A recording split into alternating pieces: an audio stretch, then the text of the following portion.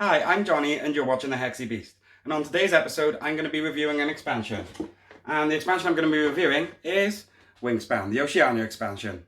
So, let's get this one to the table and see how much it changes the game, shall we?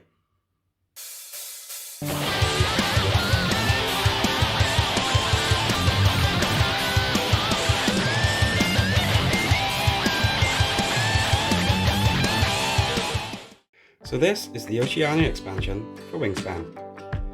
In the second expansion of Wingspan, we feature the colourful and awe-inspiring birds of Oceania. The Oceania bird cards are designed to be shuffled into the bird cards from the base game, with or without other expansions. The expansion includes new player mats and the new food type, allowing players to explore different strategies in this new environment. It also includes new bonus cards and more end-of-round goals, as well as a new colour of eggs. So, let's see how it changes the game, shall we? Okay, so this is the Oceania expansion for Wingspan. I'm not going to be going over a full gameplay or anything like that. All I'm really going to be doing is showing examples of what's new. So the first thing that some of you might have noticed is that we've got a different playmat with different spaces on it. So for example, we've got a few like spend the food to reset the food action. We've got a refresh the display action by here if you spend any kind of food. Also, you may notice there's a game end scoring condition here to do with nectar, and we'll talk about nectar now. And this is nectar. It's basically a new kind of food resource that functions as a wild resource, as well as having a few other gameplay effects. It also factors into the automa, and we'll show you that now. One of the ways we alter the setup is that at the start of a game, we are going to put, in an easy game, we're just going to put 3 on you. We're going to put 3 spent nectar in each one of these columns. Just like this. And each one of these columns will basically represent how much nectar the AI has in each row at the end of the game. Also, you may notice this card here. At the end of each round, we're going to draw 2 cards. Basically, depending on the cubes on them, is going to add or remove nectar to these piles. The new expansion also comes with a load of end of round goals, including this funky no-goal tile, and some of these food cost requirements as well. This one I really enjoy. It basically, on the back of it, it changes direction, whichever way the beak is pointing on a bird. So you'd add up all the birds with the beaks pointing to the left, and then you would score accordingly. Well, let's just get these on our scoring card. Also, this expansion comes with a few endgame bonus cards. And as you can see, the ones they add are consecutive birds with wingspan. So it's nice that the wingspan is now factoring in to some of these other cards. We also have nest type in sets. So I'm just gonna, have a little randomize and take whichever one I fancy, and this basically means consecutive wingspans in the wetlands. Okay, so same as normal setup, we get 1 of each type of food to start with. As well as that, after we choose our cards, we're also going to gain 1 of these brand new nectar resources. Also, the game comes with 95 new birds, each denoted that they're from this expansion with this little icon in the corner. So I'm just going to shuffle this deck. I've already dealt with the display. I'm just going to draw the top 5 here now and choose what I want to keep. So let's pick our first birds.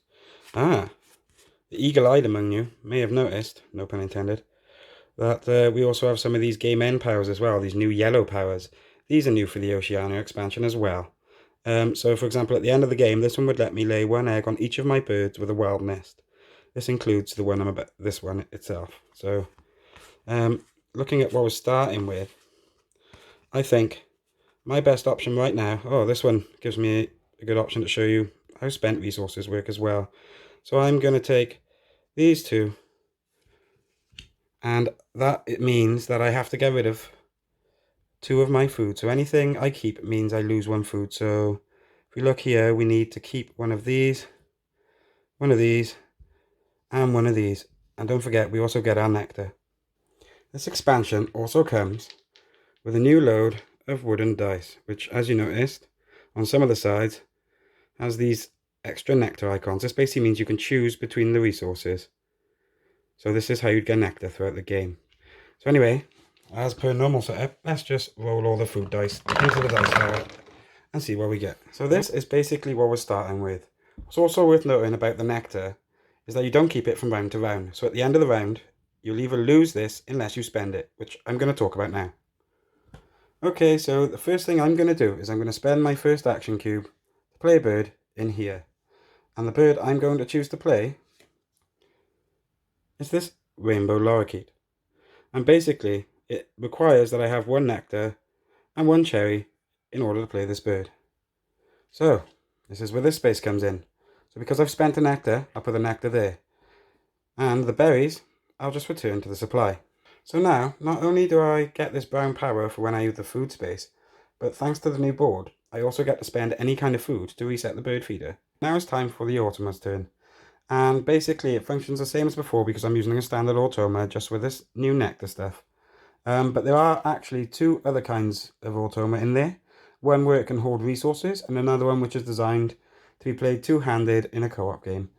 So as you can see, he's going to draw a bird based on his bonus card. So let's have a look what we got here. Birds that can only live in the wetlands. And as you can see, there's none of them in the tray, so he's just going to take one of these face down instead.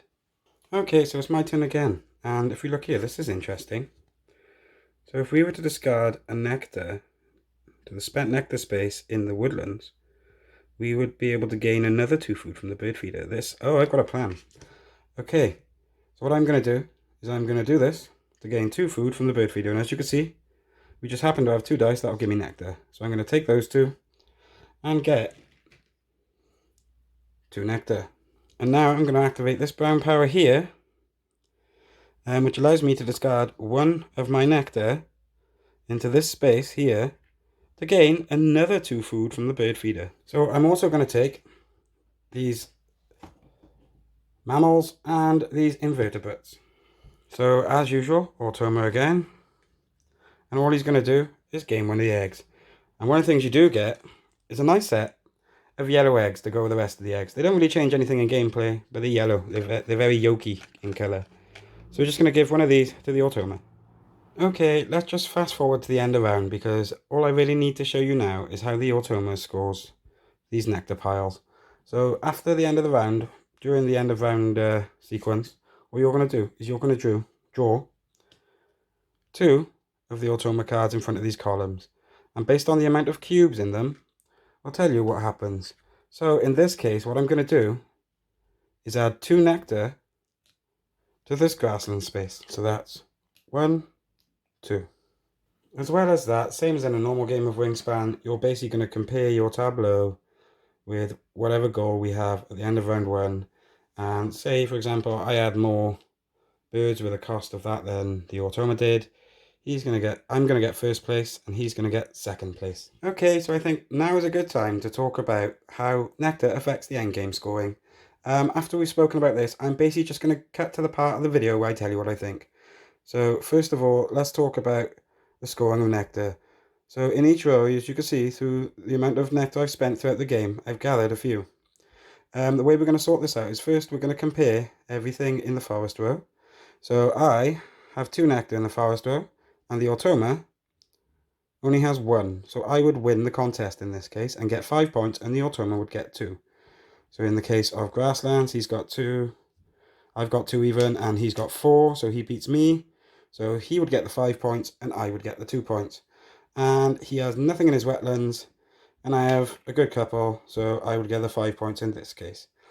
Anyway, so that's basically the Oceania expansion and everything it adds to Wingspan. So let's go back to the table, and I'm going to tell you what I think of this expansion. Okay, so that was my quick review of the Oceania expansion for Wingspan. And first of all, let's get to our first category, aesthetics. I think these new nectar resources are nice and brightly coloured. I think they really add to the look of the game. They add a lot more visual variety to a game that was otherwise quite drab. I also feel that a lot of the new birds are nice and brightly coloured, as they would be from Oceania. It really does add to the overall look of the game. The one place where I felt it kind of fell short in the aesthetics department was that the art on the actual player mat is actually quite blurry. So for that reason, I've decided to give it an 8 out of 10 for aesthetics. Now, let's move on to gameplay. I personally really feel that nectar resource, it adds a lot to the gameplay, and it absolutely, really revived the game for me. For a while it'd been on my shelf, But having those new end round scoring and that end of game thing with the nectar, as well as the extra automas, I really felt it did bring a lot to the game, and it really did revive Wingspan for me. So for that reason, I've decided for gameplay to give it a 9 out of 10. Now we're going to be moving on to the accessibility, and I feel that there is actually a little problem here because if you don't already have that European expansion, you haven't really got enough space in your card trays to store everything. But I feel that most people who will be going into this expansion probably already have that European expansion, but it's just something to watch out for in case, you know, that would have been a reason for you to carry on, because you don't get any new trays, you just get the player board, some eggs, a load of new tokens, and you also get the baggies to put the tokens in, but you don't actually get new game trays like you did in the Oceania expansion, in the European expansion even. So for accessibility, that's why this has actually got an 8 out of 10. So that brings the total score of this game to an 8.3. So it's a very, very good expansion. It adds loads to Wingspan. Like I said, it really revived the game for me. It made me get it off the shelf a lot more often than I usually would. Okay, so that was my quick review of the Oceania expansion for Wingspan.